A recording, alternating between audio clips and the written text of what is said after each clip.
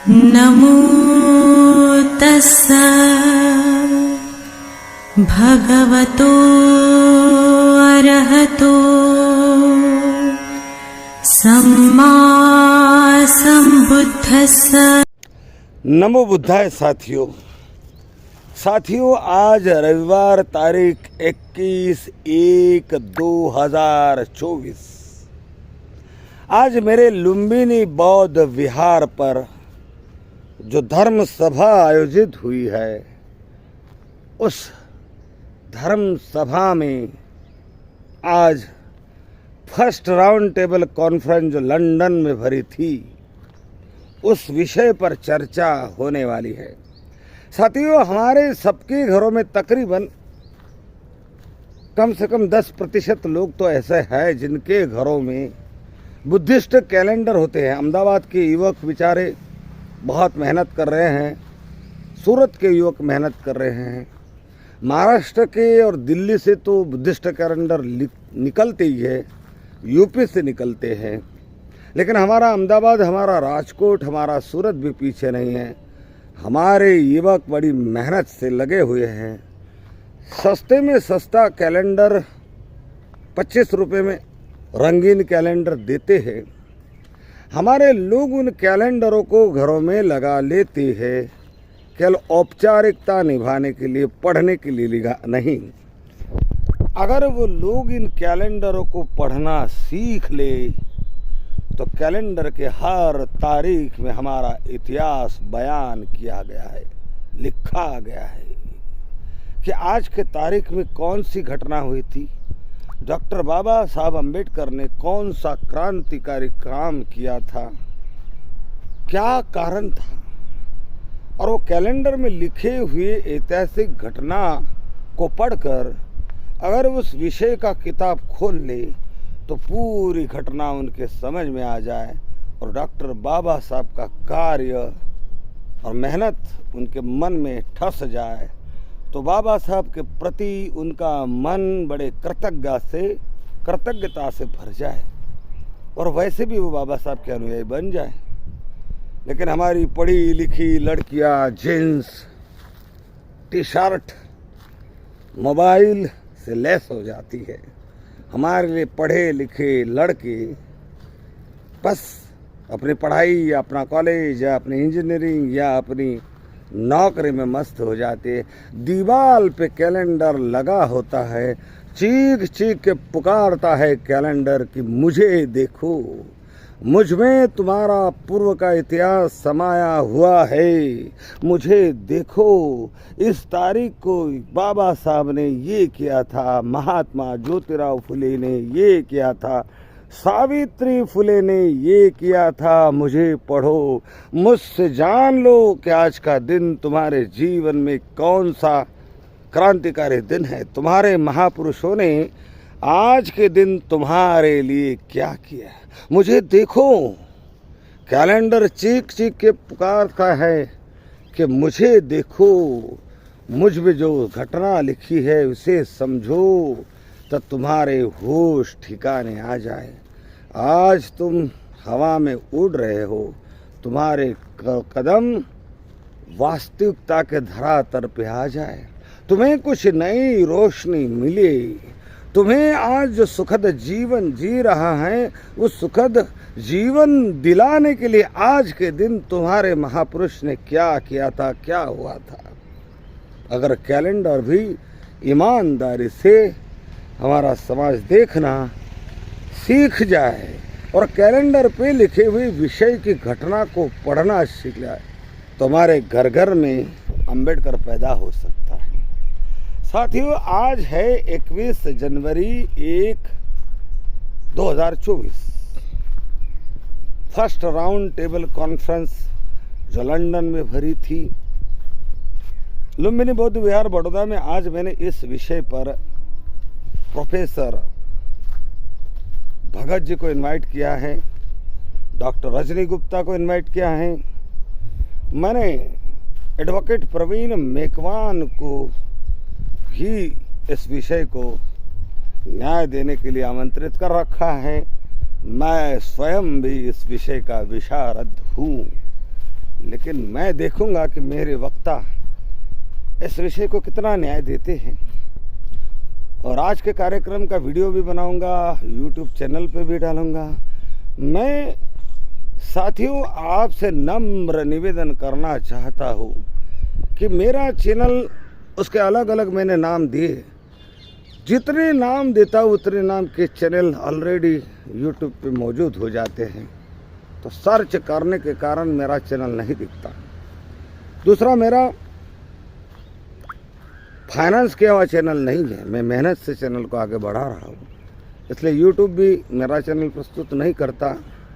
कई नाम बदलने के बाद मैंने फिर धम्म प्रिय रविंद्र के नाम से ही DPR यानी धम्म प्रिय रविंद्र DPR, फिर आगे मैंने हिंदी में धम्म प्रिय रविंद्र भी लगा दिया ताकि आप लोग आसानी से DPR और हिंदी में धम्म प्रिय रविंद्र लिखोगे तो तुरंत चैनल सर्च हो जाता है। और मेरे जितने एपिसोड मैंने डाले हैं उसका रिकॉर्ड आपके सामने आता है। साथियों, मैं सब्जेक्ट भी ऐसे चुनता हूं कि जो सर्चेबल नहीं होते, कि हमारा मिशन ही अनोखा है, हमारा विषय बहुत अलग है। इसमें एक तरफ मुझे मेरे बहुजन समाज के लोगों को पढ़ने के लिए, इतिहास को जानने के लिए, समाज से जुड़ने के लिए, सक्रिय होकर इस मूवमेंट में काम करने के लिए प्रेरित भी करना है। दूसरी तरफ मुझे उन्हें अंधश्रद्धा से भी निकालना है। और तीसरा ये भी कि उन्हें बुद्धिज्म की ओर लाना है। तीन उद्देश्य लेकर मैं काम कर रहा हूँ। समाज में आए दिन कार्यक्रम होते हैं, अखबार आज भी हमारे कार्यक्रमों को हमारे लोगों तक नहीं पहुँचाते हैं, तो वो काम भी मैं ही करता हूँ। छोटे मोटे कार्यक्रमों का रिकॉर्डिंग करता हूँ और उन्हें चैनल पर डालकर आप तक पहुँचाता हूँ। बुद्ध के बारे में भी, धर्म के बारे में भी मैं स्वयं लेक्चर देता हूँ, रिकॉर्ड करता हूँ, आप तक पहुँचाता हूँ कि आप घर बैठे बैठे धर्म को जान जाएं। तो मेरा चैनल सर्चेबल नहीं होता क्योंकि मेरे विषय अलग होते हैं।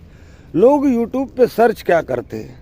एक्टर के नाम, बीजेपी के बारे में, बसपा के बारे में, पॉलिटिकल पार्टियों के बारे में सर्च करते मिल जाता है। टेक्निकल नॉलेज के बारे में सर्च करते हैं, मिल जाता है। भविष्यवाणी सर्च करते हैं, मिल जाते हैं। लेकिन लोगों को क्या मालूम कि उन्हें क्या सर्च करना चाहिए, और मुझे क्या मालूम कि लोग क्या सर्च करेंगे, क्योंकि मेरा मिशन अनोखा है, अलग है। मेरा मिशन तो मेरे महापुरुषों को लेकर है, उनके विचारों को लेकर है, बुद्ध को लेकर है, बाबा साहब को लेकर है, और मेरे समाज की सड़ी गली मानसिकता को लेकर है। तो मेरे विषय अलग होते हैं। और मैं मेरे मोबाइल के कॉन्टैक्ट्स में जो मेरे साथीदार में के नंबर मेरे पास सेव है, चाहे गुजरात के हो, राजस्थान के हो, यूपी, भारत भर के नंबर सेव है, तो लिहाजा मैं मजबूर हो जाता हूँ साथियों कि आपके पर्सनल अकाउंट पे ही मेरा रिकॉर्ड किया हुआ एपिसोड डालता हूँ। आप सोचते होंगे कि रोज रोज रोज रोज ये आदमी यूट्यूब का एपिसोड डालते हैं, हमारा नेट जलाता है। कुछ लोग देखते हैं, कुछ लोग नेट बचाने के लिए नहीं भी देखते, इसलिए व्यू भी कम आते हैं, 200-500। साथियों, थोड़ा सा मैं इतनी तकलीफ उठा रहा हूँ। रात को 2 बजे जगता हूँ, 3-3:15 बजे मेरे ऑफिशियल गाड़ी लेने आ जाती है। 200-300 किलोमीटर का सफ़र करके दूर दराज के शहरों में जाकर बिजली चोरी पकड़ना का काम करता हूँ। उतना ही सफ़र काट के आता हूँ 4 बजे। सोचते रहता हूँ, विषय चुनता हूँ, रिकॉर्ड करता हूँ, बिजी रहता हूँ, नेट जलाता हूँ। मैं इतना कष्ट उठाता हूँ साथियों, थोड़ा सा कष्ट आप भी उठा ले कि 10 या 15 मिनट का मेरा यूट्यूब चैनल है, उसे देखें ध्यान से, लाइक करें, कमेंट ज़रूर करें, आपको कैसा लगा, कोई सुझाव दे। और अपने मित्रों को आप भी केवल फॉरवर्ड करें। आप एक है, आपने देख लिया, लेकिन आपने आपके 50 मित्रों को वो एपिसोड अगर पहुंचा दिया तो 50 लोगों में से 25 लोगों में तो जागृति आएगी। इतना काम तो आप अपने मोबाइल से कर सकते हो। जागृति जब तक नहीं आएगी, समाज ईमानदार नहीं होगा, सक्रिय नहीं होगा, अपने सामाजिक जिम्मेदारी के प्रति गंभीर नहीं होगा।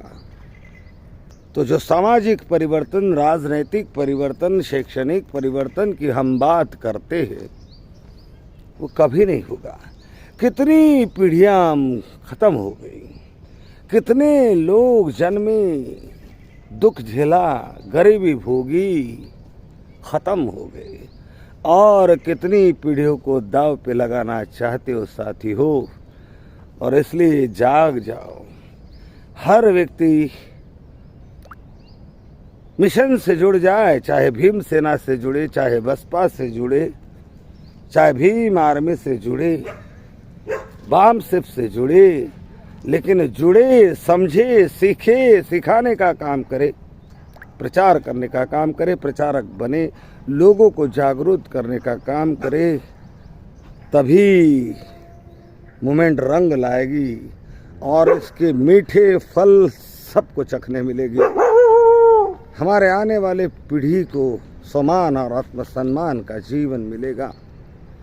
अपने पूर्वजों पर दया करो, अपने बचपन को याद करो। गांव में रहते थे, कैसे व्यवहार होता था, कितने दुख झेलते थे। आज जो कुछ मिला बाबा साहब के कारण मिला, वो टिकाए तो रखना है, लेकिन उसे आगे भी बढ़ाने का काम करना है। इसलिए सेल्फ ओरिएंटेड हो चुके हैं, सेल्फ ओरिएंटेड से निकलकर सोशल ओरिएंटेशन पे ध्यान दे। फॉरवर्ड करे, लाइक करे, कमेंट करे। जय भीम, नमो बुद्धाय।